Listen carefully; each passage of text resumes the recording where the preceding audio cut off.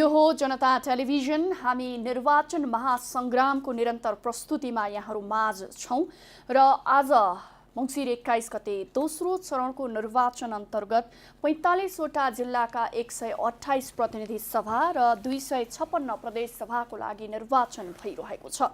गत मङ्सिर 10 गते पहिलो चरणको निर्वाचन सम्पन्न भइसकेपछि आज दोस्रो चरणको निर्वाचन भइरहेको छ र यो सम्बन्धमा हामी तपाईलाई निरन्तर अपडेट दिइरहेका छौं र सँगसँगै विभिन्न व्यक्तित्वहरूसँगको कुराकानी पनि प्रस्तुत गरिरहेका छौं। यो क्रममा यति बेला भने हामी स्टुडियोमा कुराकानी गर्न लागिरहेका छौं पत्रकार किशोर नेपालको साथमा। स्वागत छ यहाँलाई हाम्रो। धन्यवाद। अब समग्रमा त भोट हाल्नु भयो, त्यहीबाट सुरु गरौँ। बिहान 7:30 बजे कस्तो जाँगर चल्यो भने मलाई जोस आयो भने उठेँ, हातमुख धोएँ, कफी खाएँ, त्यसपछि कसैलाई भन्दै नभनिकन म गएँ भोट हाल्न। अनि त भोटिङ कार्ड पनि लान बिर्सेछु। त्यसपछि मेरो प्रेस कार्ड थियो साथमा, प्रेस कार्ड देखाएँ अनि त्यही प्रेस कार्डको आधारमा चाहिँ मैले भोट दिएर आएँ। हजुर, त्यो अनुभव कस्तो थियो? किनभने अब प्रतिनिधि सभाको लागि त धेरैचोटि मत दिइसक्नुभयो, यो बिल्कुल नयाँ संरचनामा गइसकेपछिको के होला कस्तो होला भन्ने किसिमको एउटा उत्साह छ भनेर भनिएको छ। तपाईको व्यक्तिगत अनुभव चाहिँ कस्तो रह्यो? मलाई के लाग्यो भनेदेखि यो एउटा ऐतिहासिक दिन हो हाम्रो लागि। किनभने हामीले आजको दिनमा एउटा सङ्घीय सरकारको लागि, एउटा प्रादेशिक सरकारको लागि प्रतिनिधिहरूको चयन गरिरहेका छौँ। र मलाई के लाग्यो भने सङ्घीय सरकारको भन्दा पनि प्रादेशिक सरकारको नेतृत्व बलियो हुनुपर्छ यो देशमा। किनभने पावर चाहिँ नि बिस्तारै केन्द्रबाट तल जानुपर्छ। केन्द्रमा पावर राखेर त हामीले हेरिहाल्यौँ 60-70 वर्षसम्म केही पनि हुन सकेन हैन। यो भिक्षा दिएको जस्तो माग्नेलाई चाहिँ नि अथवा जोगीहरूलाई हामीले चाहिँ बिहान जोगी सन्यासीहरू जो आउँछन् ढोकाबाट भिक्षा दिए जस्तो केन्द्रले सधैँभरि चाहिँ नि गाउँ तहका मान्छेहरूलाई, जिल्लालाई भिक्षा दिएर विकास हुँदो रहेछ। विकास चाहिँ नि जिल्लाका मानिसहरूले, प्रदेशका मानिसहरूले, गाउँका मान्छेहरूले आफै उठेर गर्नुपर्दो रहेछ। त्यो सिख, त्यो कुरा चाहिँ नि हामीलाई यो जनआन्दोलनहरूले दिएका छन् र नेपाली जनताले यो विजय त्यत्तिकै सजिलै ल्याएका होइनन्। यो 20-30 वर्षको यो अवधिमा हामीले धेरै दुःख भोगेका छौँ, अनन्त दुःख भोगेका छौँ। धेरै मानिस मरेका छन्, 20,000 मानिस मरेका छन्। आन्दोलनमा त्यस्तिकै व्यापक भएको छ। कति मानिसहरूको चाहिँ व्यक्तिगत हिसाबले कति मान्छेहरूलाई उसको प्रतिष्ठा नै खोसिनी गरी बदनाम गरिएको छ। त्यसपछि मात्र यो सङ्घीय लोकतान्त्रिक गणतन्त्रको स्थापना भएको छ। त्यस कारणले पनि यो हाम्रो लागि अमूल्य छ। अब यो विशेष र ऐतिहासिक क्षणमा हामी अहिले आइपुगेका छौँ। अहिले तपाईँले विश्लेषण गर्न पर्दाखेरि चाहिँ जुन सपना बोकेर, जुन सपना अहिले पनि हामीसँग छ, त्यो सपना लिएर जुन हुमिएका छौँ, हामी कहाँनिर चाहिँ पुगेका छौँ अहिलेसम्मको यात्रामा? हाम्रो सपना प्राप्तिको बाटोमा हामी कहाँनिर पुगेको जस्तो लाग्छ यहाँलाई? त्यो सपनाको त्यो यात्रा सुरु भएकै छैन, अब सुरु हुन्छ। मलाई के लाग्छ भने त्यो यात्रा चाहिँ अब सुरु हुन्छ। अब तपाईँहरू जस्ता युवाहरू देश विकासमा दत्तचित्त भएर राजनीतिमा आउनुभयो, समर्पित भावले लाग्नुभयो र चाहिँ यो टापटिपे कुराहरू छोडेर अलिकति बौद्धिक हिसाबले, अलिकति प्रेरणात्मक हिसाबले, संरचनात्मक हिसाबले नाराहरूमा धेरै भर नगरेर आफ्नो समाज अनुसारको व्यवहार तपाईँहरूले लग्दै जानुभयो र नेतृत्व दिँदै जानुभयो भने अनि राम्रो नेपाल हुन्छ। गाउँले भरिएको तर एउटा सुन्दर गाउँ, ग्रामीण चाहिँ नेपाल हुन्छ, जस्तो चाहिँ संसारकै एउटा चाहिँ परिस्थिति बन्यो। जस्तो यो पटकको निर्वाचनको कुरा गर्नुपर्दा दुईवटा धार बीचको प्रतिस्पर्धालाई विशेष हेरिएको छ। एकातिर वाम गठबन्धन र अर्को लोकतान्त्रिक शक्तिको रूपमा अब ध्रुवीकरणका कुराहरू पनि आए। यसलाई चाहिँ तपाईँले कसरी लिनु भएको छ? यो ध्रुवीकरण भन्दा पनि यो एकीकरण भयो। वामपन्थीहरू एउटा एकीकरणमा लागे, तपाईँको दक्षिणपन्थी भन्दिनँ म, तर लोकतन्त्रवादीहरू एउटा उसमा लागे। दुईटै लोकतन्त्रवादी, एउटा वामपन्थी लोकतन्त्रवादीहरू लागे। तर यो तपाईँको चाहिँ गठबन्धन भनेर जुन हिसाबले देखियो, जुन हिसाबले नेताहरूले यसलाई चर्को नारा आक्रामक हिसाबले चाहिँ प्रस्तुत गरे, त्यो अनुसारको चाहिँ नि यो गठबन्धन छैन। बाहिरबाट प्रचारको हिसाबले तपाईँहरूले यसलाई जतिसुकै बलियो बनाएर प्रस्तुत गर्नुभएको भए पनि चाहे यो लोकतान्त्रिक गठबन्धन हो चाहे वाम गठबन्धन हो, जतिसुकै चाहिँ प्रचारले चाहिँ त्यसलाई चाहिँ बलियो बनाएर प्रस्तुत गरे पनि वास्तवमा तपाईँको चाहिँ नि कुरा एउटै हो। किनभने मानिस उनै हुन्। यो बलियो हुने कारक तत्त्व पनि मैले केही देखाएको छैन। हिजो काङ्ग्रेस र एमाले मिलेर सरकार चलाएका थिए, संविधान पनि उनीहरूले बनाएका हुन् होइन। हिजो एमाले र माओवादी मिलेर सरकार चलाएका थिए, माओवादीले सरकार भत्काएको पनि हो होइन, लोकतान्त्रिक गठबन्धनसँग आएर मिसेको पनि हो। भने यो तपाईँको चाहिँ नि आलुमा पिँडालु, पिँडालुमा आलु यो चलिरहने कुरा हो। त्यस कारणले मैले यो गठबन्धनलाई भन्दा पनि नेतृत्वले चाहिँ कुन आशालाई, कुन अपेक्षालाई प्रतिनिधित्व गर्ला, मान्छेले कसरी भोट गर्लान् अनि के को आधारमा भोट गर्लान् भन्ने कुरालाई मैले बढी हेरेको छु। त्यसो हुनाले म यो गठबन्धनको भ्रमजालमा छैन। नेपालमा अहिले यस्ता किसिमका तपाईँ हामीले प्रस्तुत गरे जस्तो गठबन्धन निर्माण हुन सक्ने परिस्थिति, राजनीतिक परिस्थिति नै छैन।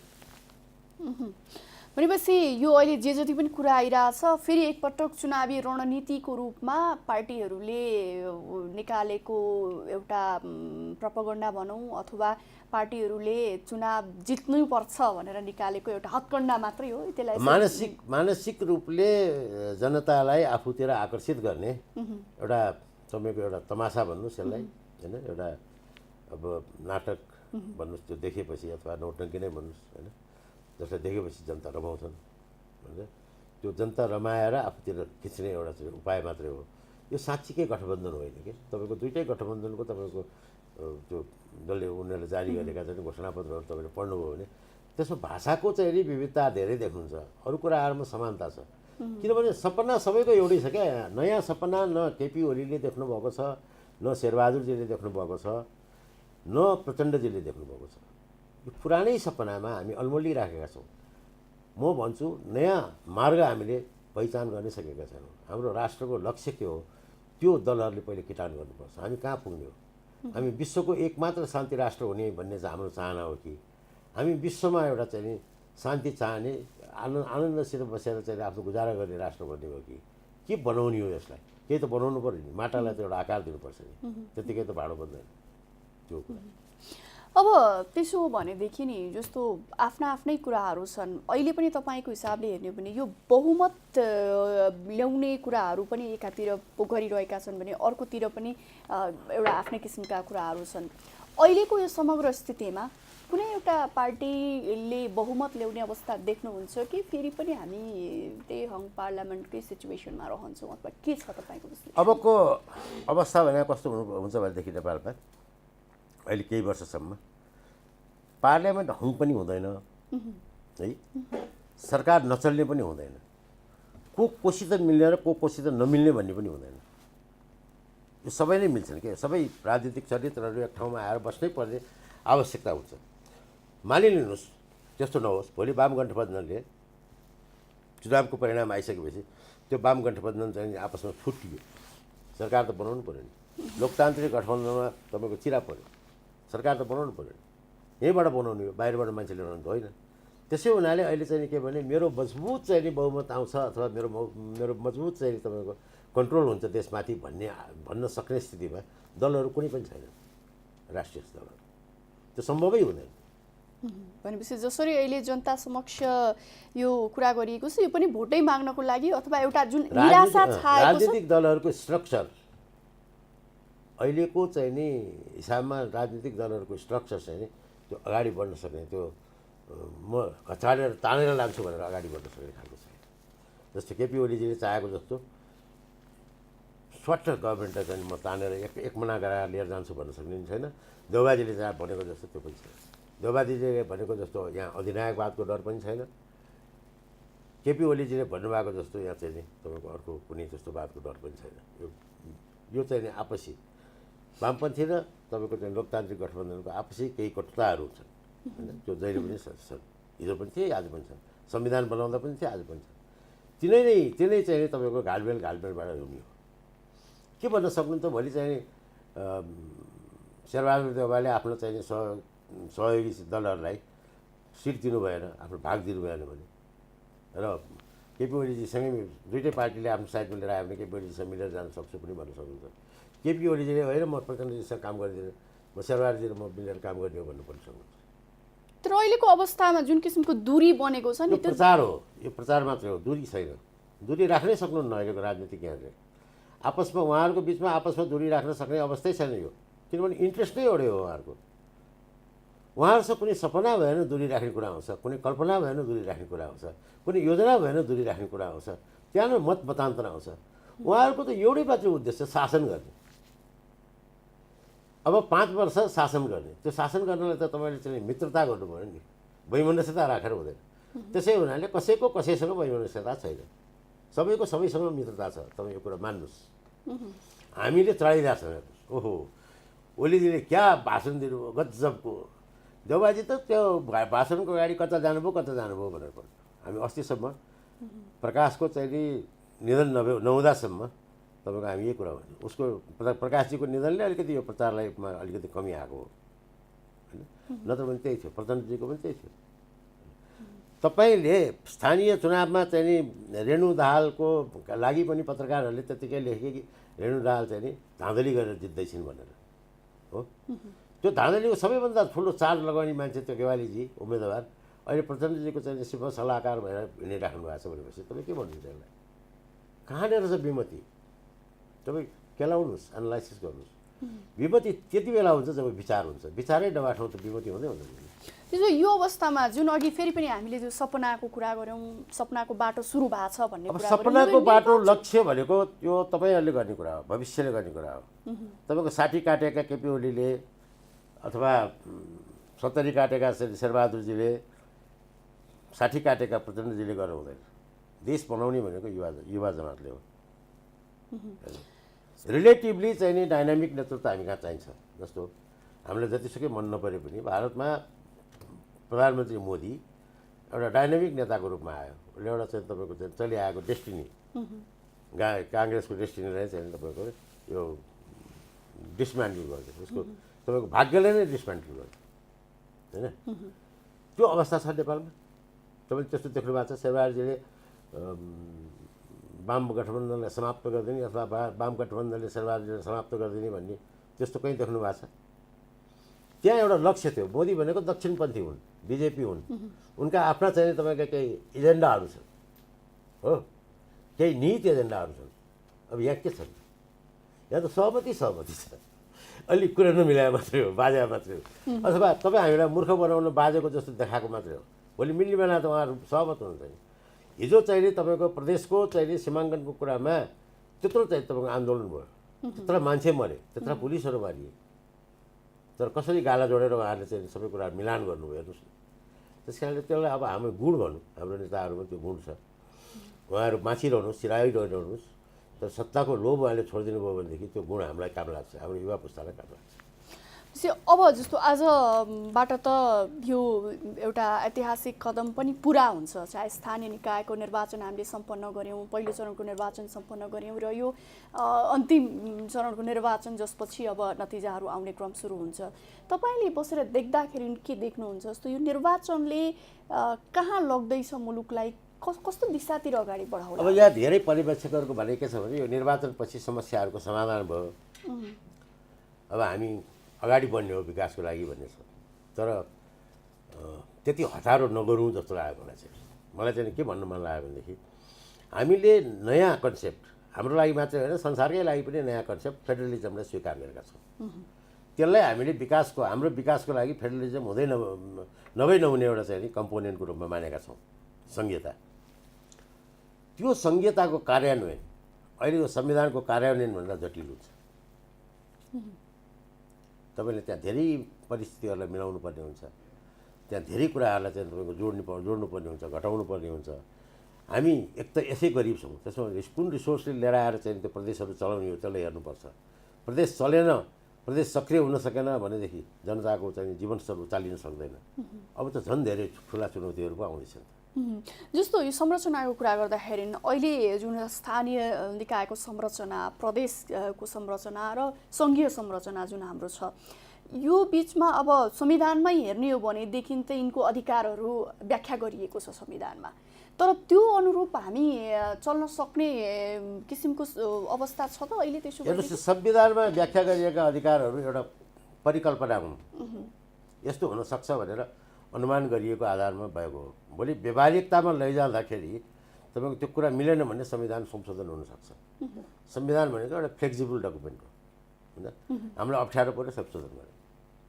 भारतको संविधान, अमेरिकाको संविधान तपाईँको 100औं पटक 200 पटक चाहिँ संशोधन भइसकेका छन्। त्यसलाई ठुलो आश्चर्य पार्नु पर्दैन। त्यो संशोधन गरेर लिएर जानु पनि त दलहरू त मिल्नु पऱ्यो नि, होइन? वाम गठबन्धन भन्नुहोस्, लोकतान्त्रिक गठबन्धन भन्नुहोस्, दुवै नमिलिकन सङ्घीयताको चाहिँ तपाईँको संरचना कसरी तयार होला, कसरी समायोजन होला, शक्तिको पृथकीकरण कसरी होला, स्थानीय न्यायको व्यवस्था कसरी होला, अहिलेसम्म तपाईँको सत्य तथ्य निरूपण आयोगको हामीले काम सुरु गर्न सकेका छैनौँ। व्यवहारिक कुराहरूलाई त हेर्नु पऱ्यो नि। तपाईँको हामी कहाँ छ भनेर नारा मात्रै लगाएर भएन।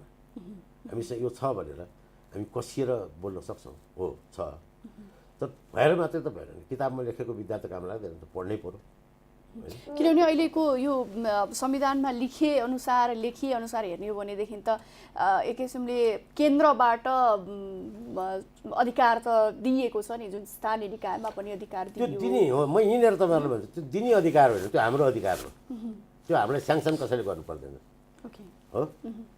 हामी कहाँ धेरै संविधान निर्माणको बेलामा हामी नबोल्या मात्रै हौँ, धेरै कुरा, धेरै भुलहरू भएको छन्।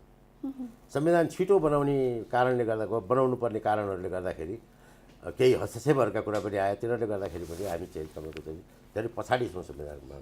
हामीले यो संविधान तपाईँको जनताबाट अनुमोदित गराएका छैनौँ।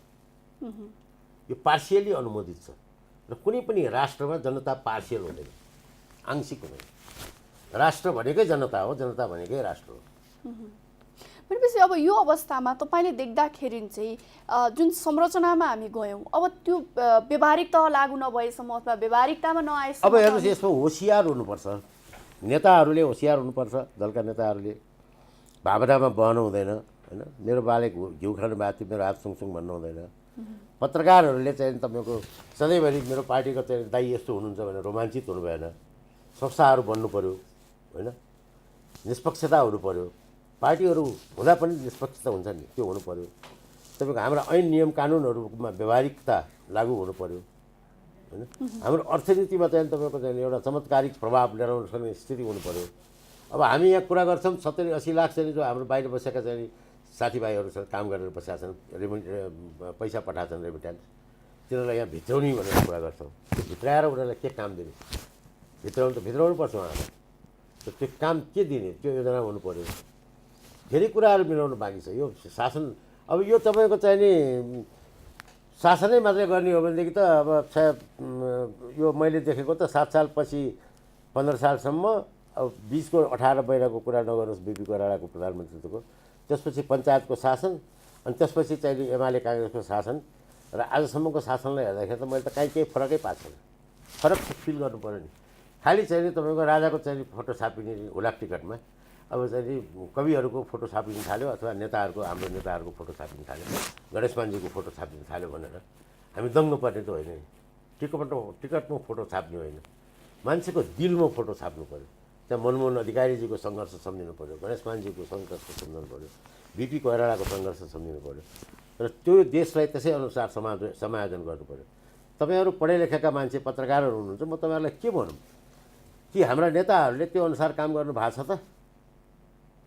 अहिले हामी जुन हिसाबले काम गरिरहेका छौँ त्यो के नीतिसङ्गत छ? नेपालको गतिसङ्गत छ? यो कुराहरूलाई हेर्नुपर्छ। तपाईँले यसो भनिरहँदाखेरि नि अब निकै लामो अनुभव तपाईँको पत्रकारिता क्षेत्रमा, अहिले विश्लेषकको रूपमा पनि हुनुहुन्छ। पछिल्लो समय राजनीति एकातिर जागिरी प्रवृत्ति रह्यो भन्ने कुरा छ, तर अर्कोतिर राजनीति गर्नेहरू मात्र राजनीति गरिरहेको छैनन्। पेसा व्यवसायीहरू पनि जुन किसिमले राजनीतिकरणको शिकार भएका छन्, त्यसले गर्दाखेरि पनि जुन आफ्नो आफ्नो ठाउँमा बसेर निभाउन सक्ने भूमिका पनि निभाउन नसक्दा पनि यो स्थिति आएको हो नि भनेर भनिन्छ। तपाईँले ठिक कुरा गर्नुभयो बहिनी। अहिले राजनीति चाहिँ नि राजनीति गर्ने भनेर जो निर्वाचित भएर आएका प्रतिनिधिहरू छन्, जो राजनीतिमा चाहिँ समर्पित भएर लागेका व्यक्तिहरू छन्, तिनीहरूले गरेका छैनन्। तिनीहरूको पछाडि लागेको समूहले गरेको छ। त्यसको मतलब के छ भन्नुलाई भने चाहे एमाले भन्नुहोस्, चाहे माओवादी भन्नुहोस्, चाहे काङ्ग्रेस भन्नुहोस्, बिस्तारै एउटा चाहिँ सिन्डिकेटको शिकार हुँदैछ। एउटा सिन्डिकेटले त्यो घेरामा पार्दैछ त्यो पार्टीहरूलाई। अनि त्यो भएपछि के छ भनेदेखि अलिकति हुने खानेको चाहिँ नि तपाईँको बोली बिग्छ, नहुनेको बोली बिग्दैन।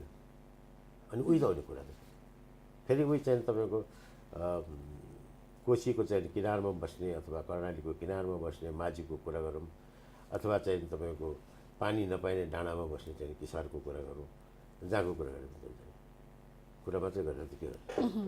अब फेरि हामी यो हाम्रो संरचनागत प्रकृतितर्फ नै फर्क्यौँ र कुरा गरौँ। जस्तो अहिले हामी निर्वाचनमा त गयौँ, अब यसको मत परिणाम पनि केही दिनपछि सार्वजनिक हुनेछ।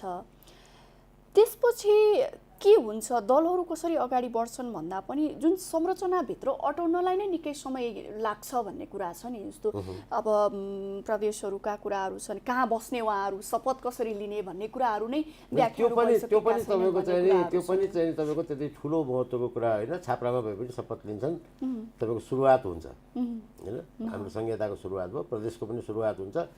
ठिक छ, मन्त्रीहरूले अलिअलि दुःख पाउलान् केही महिनासम्म, फेरि सुख पाउनु थालिहाल्छन्। तर हामीले त्यहाँ गएर चाहिँ के गर्ने त अब प्रदेशलाई कस्तो बनाउने होइन। प्रदेशभित्रका चाहिँ तपाईँको स्थानीय इकाइहरूसँग चाहिँ त्यसको प्रदेशको सम्बन्ध के हुने होइन। अनि सङ्घले चाहिँ नि प्रदेशहरूलाई अगाडि बढाउनलाई अथवा स्थानीय निकायलाई अगाडि बढाउनलाई के गर्ने, समस्या त्यहाँ छ नि। अनि त्यहाँ चाहिँ तपाईँको चाहिँ नि पार्टीगत विवाद आयो भनेदेखि फेरि त्यहाँ विचलन सुरु हुन्छ हेर्नुहोस् होइन। तानातान हुन्छ, त्यसलाई कसरी मिलाउने। त्यसै हुनाले पनि पार्टीहरूको बिचमा, नेताहरूको बिचमा सहमति हुनुपर्छ। भन्दाखेरि राष्ट्रिय सहमति त तपाईँको प्रादेशिक कुरामा पनि चाहिन्छ, ग्रामीण कुरामा पनि चाहिन्छ, राष्ट्रिय कुरामा पनि चाहिन्छ। त्यसै हुनाले अहिले मैले भने चाहिँ तपाईँको आउँदो 2टा चुनावसम्म नेताहरूले राष्ट्रिय सहमतिको आधारमा सरकार चलाए, सञ्चालन गरे र लोक कल्याणकारी योजनाहरू लिएर आए, भिजन दिन सके भने चाहिँ हामी अगाडि बढ्छौँ। होइन भने हामी पनि एउटा अर्को मुलुक भएर थन्किन्छौँ। यसरी थन्किने धेरै मुलुकहरू छन्, तपाईँलाई थाहा छ, अफ्रिकामा छन्, एसियामा छन्। त्यस्तै गरी हामी पनि थन्किन्छौँ।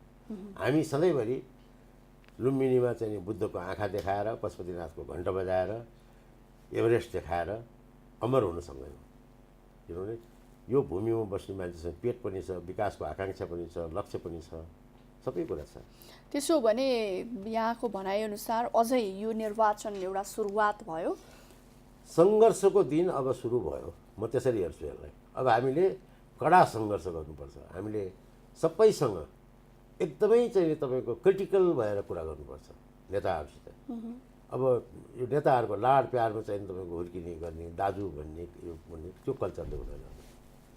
अब नयाँ कल्चर चाहिन्छ त्यसको लागि। किनभने सङ्घीय तपाईँको चाहिँ यो संरचना भनेकै, लोकतान्त्रिक सङ्घीय संरचना भनेकै चाहिँ यो गणतन्त्रमा चाहिँ एउटा विचार हो क्या, नयाँ विचार हो, नयाँ भिजन दिने खोज्या हो हामीले त्यत्तिकै चाहिँ तपाईँको बृहत शान्ति सम्झौता गरे होइनौँ नि। त्यो शान्ति सम्झौता एकपल्ट दोहोऱ्याएर पढ्नुपर्छ। प्रचण्डजीले, ओलीजीले र शेरबहादुरजीले किन भएको थियो त्यो शान्ति सम्झौता, व्यवहारले मलाई बोलाएर सोध्न सक्नुहुन्छ। म पनि त्यो शान्ति सम्झौताको एउटा कारक तत्त्व सम्झिन्छु आफूलाई। किनभने त्यति बेला देशका चाहिँ तपाईँको हिंसाग्रस्त क्षेत्रहरूमा मैले भ्रमण गरेर धेरै जनताको आवाजहरूलाई केन्द्रमा लिएर आइदिएको थिएँ। शान्तिको आवाजलाई मैले टेलिभिजनबाट गन्काएको थिएँ। सबैलाई थाहा भएको कुरा हो। त्यसै कारणले तपाईँले त्यो गरिबलाई सम्झिनु पऱ्यो नि, त्यो निमुखालाई सम्झिनु पऱ्यो नि।